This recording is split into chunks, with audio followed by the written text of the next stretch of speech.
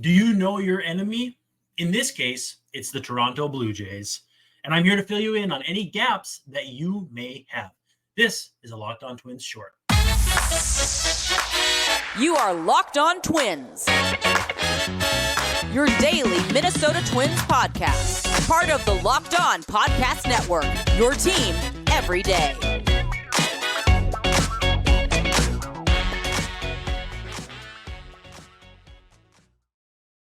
Hello again and welcome back for a Locked On Twins short. We're going to be talking to you about the Toronto Blue Jays, the Twins opening a series with the Blue Jays, the Wild Card Series, best of 3 at Target Field starting on Tuesday. It's Pablo Day, and if you have some questions about Toronto, Twins don't face the Blue Jays all that much, so it's not all that often that you get to see them. And not only that, but the Twins are playing them in the postseason for the first time in more than 30 years. To me, it's just fun.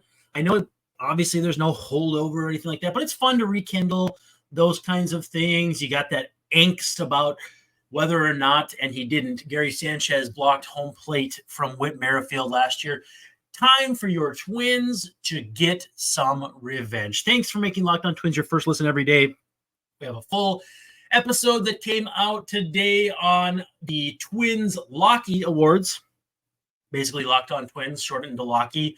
Also a nod to our big man up atop everything, David Locke. So if you have a better idea for a name for those awards, I'm all ears. But for now, it's the Lockies. Now, we are taking a look first at the postseason roster for the Blue Jays. We are here to tell you what you need to expect from a Toronto Blue Jays squad that, for all intents and purposes, was about as good as the Twins. They won 89 games, so a couple ahead of the Twins. But in general, just a solid season, solid roster, and a consistent team that I think is going to surprise a lot of people when I break it down statistically. The postseason roster, or the Wild Card Series roster, as I was admonished for on Twitter, for the Blue Jays goes as follows. Alejandro Kirk and Tyler Heineman behind the plate. In the infield, you've got Vlad Jr. and Brandon Belt, Kevin Biggio, Davis Schneider, Santiago Espinal, Bo Bichette, Matt Chapman, and Whit Merrifield. Outfielders are George Springer, Kevin Kiermaier, Dalton Varsho, Cam Eden. Starting pitchers are Gausman, Barrios, Bassett, and Kikuchi. Kikuchi not slated to make a start, but listed as a starter.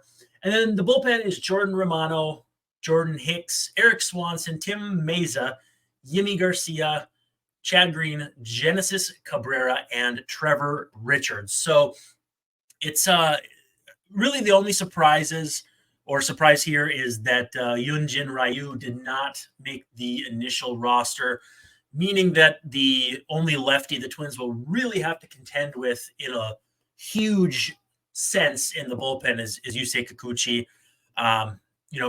Ryu working as a reliever would have been difficult for the Twins, who've struggled against left-handed pitchers for the bulk of the season, but really mixing and matching for maybe one mid-game relief appearance. I could see it not being that big of a deal for the Blue Jays as well. Before we dive into the Blue Jays offense, easy for me to say, we do have to talk about our friends over at birddogs. If you are looking for some stretch shorts that look great, fit great, feel great, these are it for you. They fit slim through the thigh. They tug on your hiney perfectly. I don't want that to sound weird. They wear them and you'll know exactly what I mean. They're basically like Lululemon shorts, but way better. They fit tremendously. The loose fabric really it hugs you in all the right places. And it's got anti-stink sweat wicking fabric, so you can work out and get home and you're not covered in sweat. You're certainly going to want to change. You're certainly going to shower. We're not taking that away from you. But birddogs help you maintain that in the meantime. They're functional for any occasion. I wear them to church. I wear them to a ball game. I wear them playing outside with my kids. You can wear them golf, going out on a date night, even going to the pool. I mean, they have ones that have liners and everything. Perfect. If you go to birddogs.com/LockedOnTwins, or if you enter the promo code LockedOnTwins at checkout, you'll get a free Bird Dogs water bottle with your order. That's birddogs.com/LockedOnTwins for a free water bottle at checkout. You won't want to take your Bird Dogs off, we promise you. All right. So the thing that I come back to with Toronto over and over and over again is that they're middle of the pack on offense, but extremely consistent.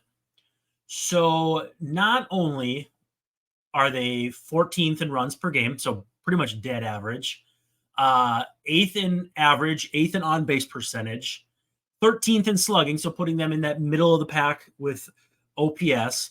It's a very consistent, very predictable offense, and it's an offense that hasn't had as much power as I think people had expected. Again, 417 for a slugging percentage. I think people maybe would have suggested or expected that they hit for more power. And let me show you. I mean, the consistency is staggering between the halves.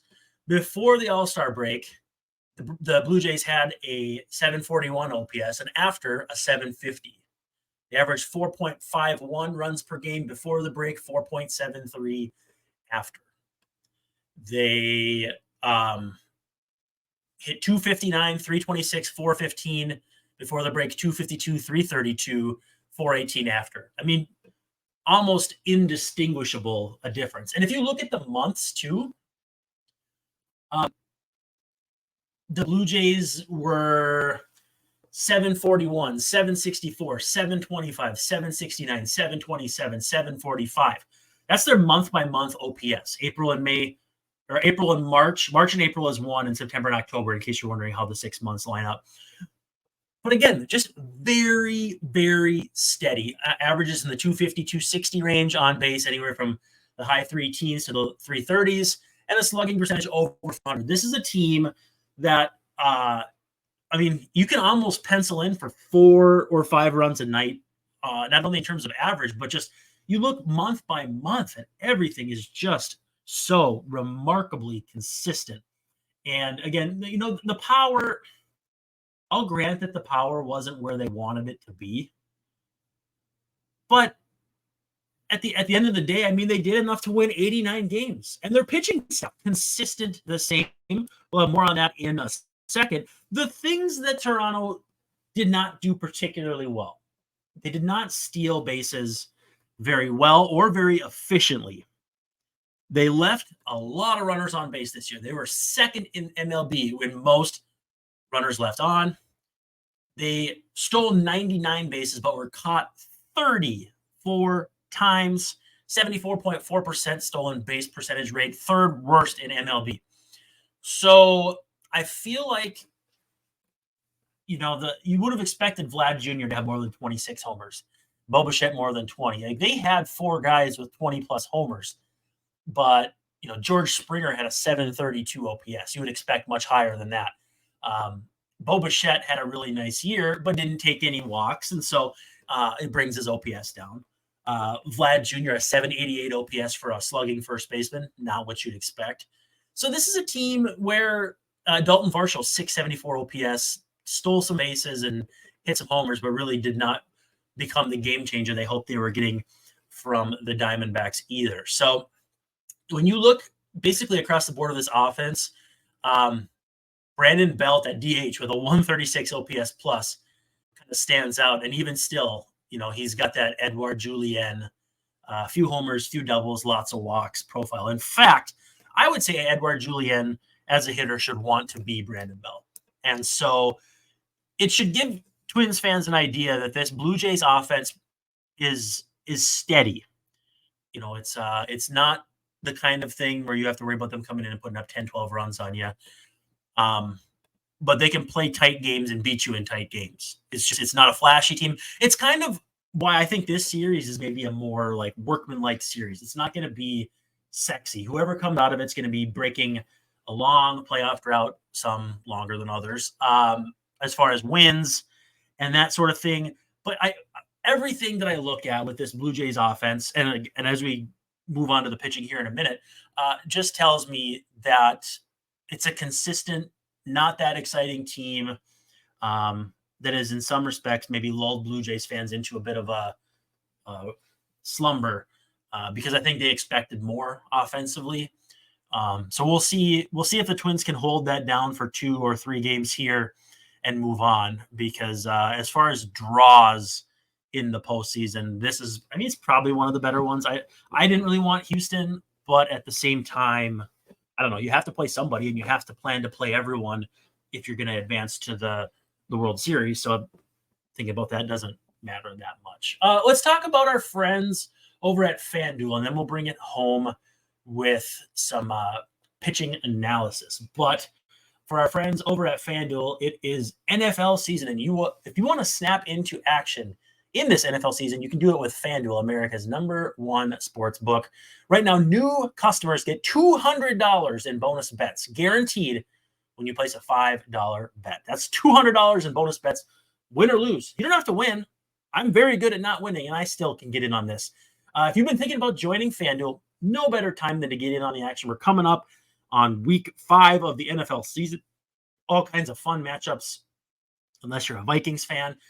The app, though, is so easy to use. There's a wide range of betting options. There's spreads, player props, overs, unders, more. If you visit FanDuel.com/lockedon, you can kick off the NFL season with $200 in bonus bets, guaranteed, win or lose. Visit FanDuel.com, and you can again, money lines, props, overs and unders, anything. You have all kinds of options at your fingertips.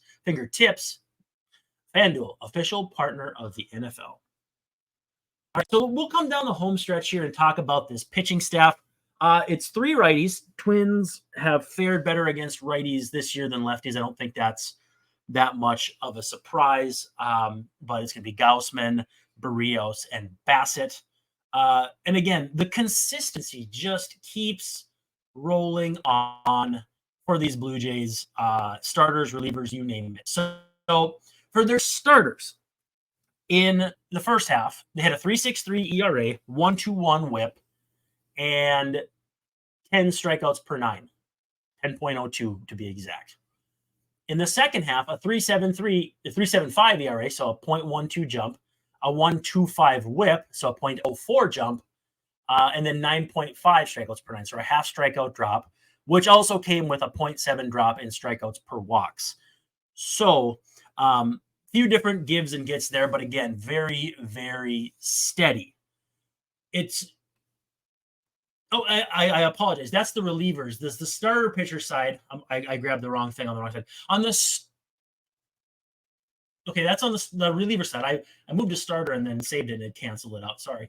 For starters, though, a 3.98 ERA in the first half, 3.69 in the second half, 1.26 WHIP on both sides, a 9.40 strikeouts per 9 in the first, a 9.11 in the second, 3.14 strikeouts per walk before the break, 3.15 after. Again, I keep hammering it home, but the difference here is consistency. This is a Blue Jays team that is consistent. They're not sexy, they're not exciting, but they're good. And I think you could, in a lot of ways, say that about the Twins. And maybe that's why it's going to be a really fun matchup. The Blue Jays are going to pack the stadium because they travel well. It's going to be 2 teams doing the Spider-Man pointing emoji meme, or Spider-Man pointing meme, and it's going to come down to which one is, better equipped to move on. Twins are at home. Twins have had more time to line things up due to when they clinched. I like the Twins. I like their shots here, their chances here. If you're not going to end a streak now, this is as good a time as any. But let's talk about Kevin Gausman. He's going to start game 1. We've seen him a lot over the years facing the Twins, and it has not been good. He's actually faced the Twins 4 times as a member of the Blue Jays, and it has been, how do you say, bad. Real bad. I'm going to make sure I got the right range here, but he has made 4 starts against the Twins as a member of the Blue Jays with a 4.58 ERA, 1.83 WHIP, and he has won a game, he's lost a game, but in general, 26 hits in 19 2/3 innings, 10 earned runs, 20 strikeouts against 10 walks. So just very pedestrian numbers. Twins have hit 317 off him in those 4 appearances in his entire career. Now we're going back to the Orioles days as well. 6.35 ERA for Gausman. He has pitched 11 games against the Twins. His teams are 4-7 against them. Twins have hit 286 off him. But just in general, I don't put much stock in the Oriole numbers because it's so long ago. It's all the way back to 2018 and backwards to 2014. So, I mean, he's a totally different pitcher now. None of that matters. But it just feels as though like they've had better swings against Gausman than some of the really good pitchers they've faced in recent years. Like they had a stretch where they really fared well against Chris Sale, and it felt like they saw the ball well against him and that sort of thing. That's the kind of sense I get from Gausman from a modern standpoint that I think the Twins, I'd be more concerned about the Twins facing a guy who was a 5.3 FanGraphs WAR pitcher, 11.5 strikeouts per 9, no walks, no homers. I'd be more concerned if it wasn't Gausman, a guy the Twins have seen traditionally well. It's still, you're facing a stud. That's the case in October. But, we'll see. Gausman, 32. He's been around a while. Twins have seen a lot of him. Stuff is good. Basically, 4-seam, fastball, splitter. He'll mix in a slider every now and then. And that's the thing, too, is, he's basically more or less a two-pitch pitcher. He'll throw enough sliders to kind of keep you off balance or guessing, but it's 90% a fastball or a split. And again, for whatever reason, the Twins have been able to handle him to this point in his career. So, yeah, the Twins are facing a Blue Jays team that should not scare you, does not scare you. They're a dang good baseball team. Like, they're a consistently who they say they are baseball team. And it's going to be a great series. Hopefully only 2 games. Hopefully the Twins moving on and facing the Astros. But stick with us. We'll have postcasts after each playoff game, full episodes, and all that fun stuff. But for now, let's get ready to enjoy this wild card series. This has been a Locked On Twins short, and we'll catch you on the other side.